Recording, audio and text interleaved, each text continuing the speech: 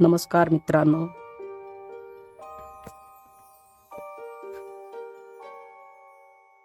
आज तुमच्यासाठी एक नवीन गोष्ट घेऊन येत आहे. गोष्ट आवडली तर व्हिडिओला लाईक करायला विसरू नका, चॅनलला सबस्क्राईब करायला विसरू नका. चला तर मग वेळ न दवडता आपण आपली गोष्ट सुरू करूया. मित्रांनो, ही गोष्ट बऱ्याच वर्षापूर्वीची आहे, जी माझ्या पडजोबांची आहे. माझ्या आईचे आजोबा. पूर्वीच्या काळी दळणवळणासाठी साधने नव्हती. तेव्हा तर एसटी ही नसायच्या. त्यामुळे कुठे प्रवास करायचे म्हटले तर पायीच जावे लागे.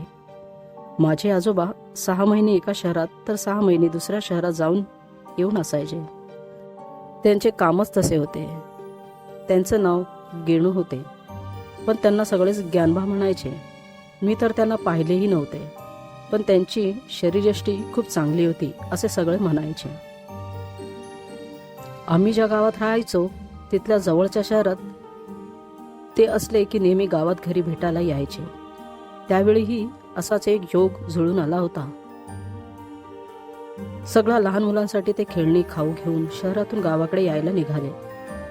रेल्वे जिथपर्यंत होती तिथे आले, पण तिथून पुढे त्यांना बराच प्रवास पायीच करायचा होता. त्या काळात रस्त्याकडे दिवेही नसायचे. त्यामुळे मग कंदील तर कधी एक मशाल घेऊन वाट काढत पुढे जावे लागायचे. त्या रात्रीही ते अशाच एका अंधाऱ्या वाटेने चालत घरी जात होते. वेळेचे भानही त्यांना नव्हते. बऱ्याच महिन्यांनी घरी मुलांना भेटणार होते, त्यामुळे खूप खुश होते. कधी एकदा घरी पोहोचतोय असे त्यांना झाले होते. बरीच रात्र झाल्यामुळे रस्ता अगदी सामसूम होता. तितक्यात त्यांना मागून एक हाक ऐकू आली. काय रे गण्याबा, कुठे चाललाय? ते एकदम जागीच स्तब्ध झाले. आवाज ओळखीचा होता, पण त्यांना आठवत नव्हतं. ते मागे वळून पाहणार तितक्यात त्यांना परत आवाज आला, पण यावेळेस आवाज वेगळा होता आणि तोही त्यांच्या पत्नीचा. मालक, बघा ना मला, काय झालं आहे? आता मात्र त्यांना कळून चुकले की हा काहीतरी विचित्र प्रकार आहे, कारण माझ्या पणजीचे असे येणे शक्य नव्हते. तितक्यात त्यांना लक्षात आले की ज्या भागातून जात आहेत त्या भागात हाकमारी आहे. म्हणजे आता आपण तिच्या तावडीत सापडलो आहोत हे त्यांना कळायला वेळ लागला नाही. त्यांनी जसे पुढे चालायला सुरुवात केली तसे त्यांना पुन्हा एक हाक ऐकू आली. आबा, मी आहे प्रमिला, बघा ना माझ्याकडे. आपल्या मुलीचा आवाज ऐकून त्यांना अंगावर सरसरून काटा येऊन गेला. त्यांना भीती तर वाटत होतीच, पण त्याचसोबत रागही येत होता, कारण ती हाक मारी त्यांच्या मुलीचे नाव वापरत होती. त्यांनी चालण्याचा वेग वाढवला, पण तितक्यात त्यांना जाणवू लागले की एक काळपट सावळी सारखी भासणारी आकृती त्यांच्या सोबत चालत आहे. त्यांनी कितीही वेग वाढवला तरी ती त्याच वेगाने येत होती. त्यांना एव्हाना कळले होते की ही हाकमारी आपला पाठलाग सहजासहजी सोडणार नाही. ब्याद ते लमाण बाबा यांना खूप मानायचे. ते आमच्या घराचे रक्षण करता आहेत असे नेहमी म्हणायचे. म्हणून त्यांनी त्यांचा जप करायला सुरुवात केली. पुढच्या क्षणी त्यांना मागून कसलीशी चाहूल जाणवली आणि त्यांची भीती अगदी क्षणार्धात नाहीशी झाली. त्यांना अगदी प्रसन्न वाटू लागले. मागून चालत येणाऱ्या व्यक्तीकडे एक काठी असावी बहुतेक, कारण तसा आवाज त्यांना येत होता. एव्हाना बरीच पायपीट झाली होती. समोर त्यांना गाव दिसू लागले. तसे मागून आवाज आला, जा लेका.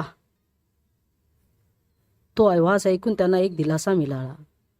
ते पुढच्या काही वेळात सुखरूप घरी पोहोचले. आपला अनुभव आपल्या मुलांना सांगितला. मुलं बिचारी घाबरली. मोठा मुलगा तर म्हणाला, आबा, तुम्ही परत जायचं नाही हा त्या मार्गाने. अरे आता कसला जातोय? आता तर दिवसा ढवळ्यात जाईन कोणीतरी सोबत घेऊन. असे काही दिवस निघून गेले. एक दिवस ज्ञानबांना तालुक्याला काही काम निघालं जमिनीच्या संदर्भात, तर त्यांना जावं लागलं. मोठा मुलगा म्हणाला, आबा मी येऊ का सोबत? तर ते म्हणाले, नको रे, कशाला, मी जातो, संध्याकाळ व्हायच्या आत येऊन जाईन. असे म्हणून त्यांनी आपले कागदपत्र आणि आपल्या सोबतीला जे लागेल त्या वस्तू घेतल्या आणि ते निघाले. तालुक्याला गेल्यावर त्यांनी आपलं सगळं काम वगैरे आटपलं. त्यांचा एक जवळचाच मित्र तिथे राहत होता. त्यांनी विचार केला, आता इथपर्यंत आलोच आहोत तर त्याला भेटूनच जावं. काय 10-15 मिनटं लागतील, भेटून आपण आपलं पटकन निघावं असं त्यांनी विचार केला. ज्ञानबा मित्राच्या घरी गेले. मित्र घरीच होता. आवाज दिला, अरे बापू, अरे मी आलोय, काय करतोयस? पटकन त्यांचा मित्र धावतच आला. अरे ज्ञान्या, अरे याच इकडे कशी वाट काढलीस? ये ये ये बस. खूप दमला आहेस? अरे काही नाही, तालुक्याला आलो होतो, जरा जमिनीचं काम होतं. ज्ञानबा म्हणाले. बापू म्हणाला, बरं झालं का सगळं ठीक? हो झालं तर आहे, म्हटलं जाता जाता तुला भेटावं म्हणून आलो. अरे बरं झालंस, आता राहूनच जा, सकाळीच नाही. अरे नको नको, मुलांना मी सांगितलं आहे लवकर येईन मी. आता इथे तुला न भेटता गेलो असतो आणि तुला कळलं असतं तर तूही मला बोल लावत बसला असतास, म्हणून आपला आलो बापडा.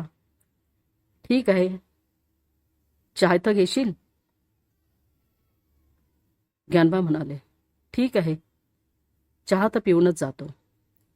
ज्ञानबाने घटाघटा चहा पिला आणि बापूचा निरोप घेऊन ते पुढच्या मार्गाला निघाले. एस टी स्टँडवर आले तर नेमका त्या दिवशी एस टीचा संप असल्या कारणाने एस टी फार कमी येत होत्या. ज्ञानबाने खूप वाट पाहिली, पण एस टी काही आली नाही. शेवटी ज्ञानबा म्हणाले, आज पण वाटतं पायपीटच करावी लागेल, आता काय करावं?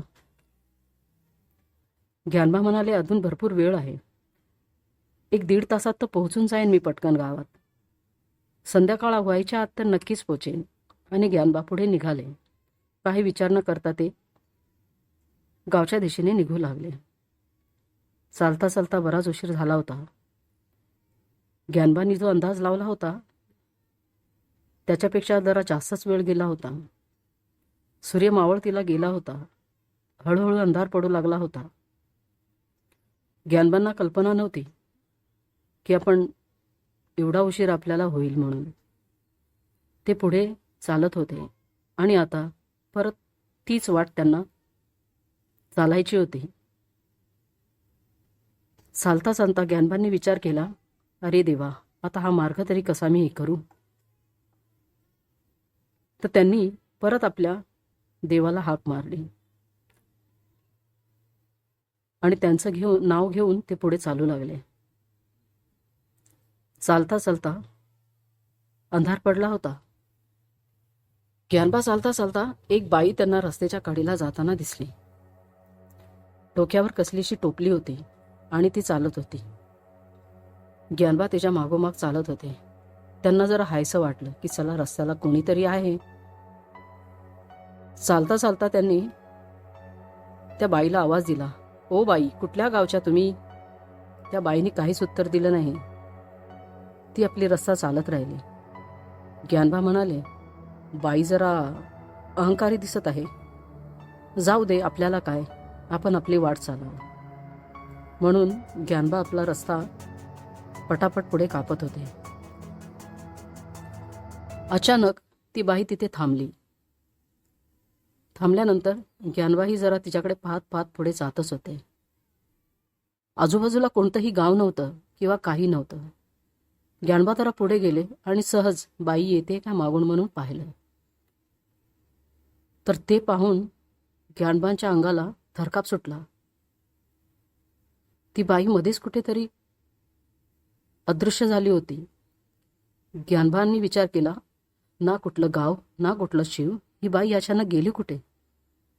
ज्ञानबांना दरदरून घाम सुटला. ज्ञानबा पटापटा पाय उचलत पुढे चालू लागले. कधी एकदाचं गाव येतंय असं त्यांना वाटलं. ज्ञानबा पुढे चालताच न चालता चालता त्यांची नजर सहज पुढच्या मार्गाला गेली. तर तीच बाई जी मागे होती ती त्यांना पुढे दिसायला लागली. ज्ञानबांना अजून भीती वाटली.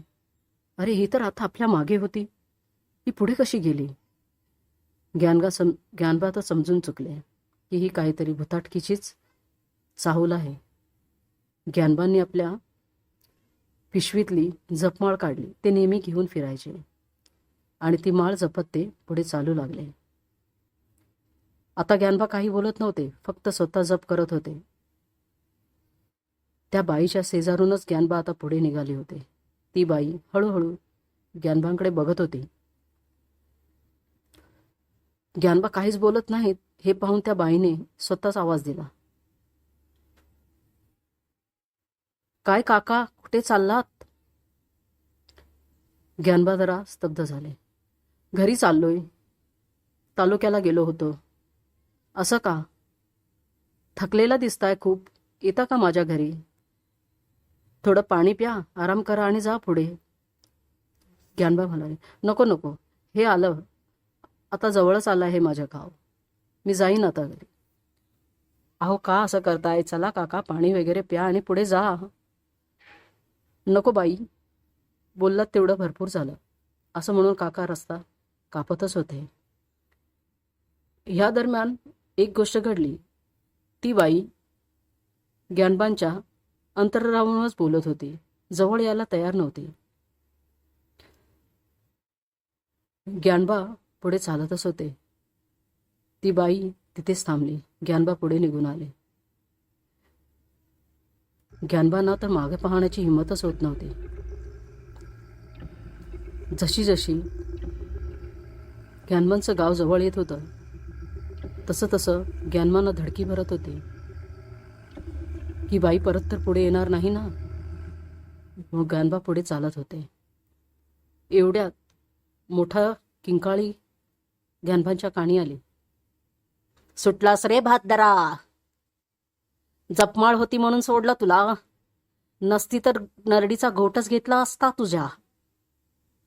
ज्ञानबांनी मागे पुढे काही पाहिलं नाही. जे धावत पळत सुटले ते थेट आपल्या घराच्या ओसरीवरच जाऊन बसले.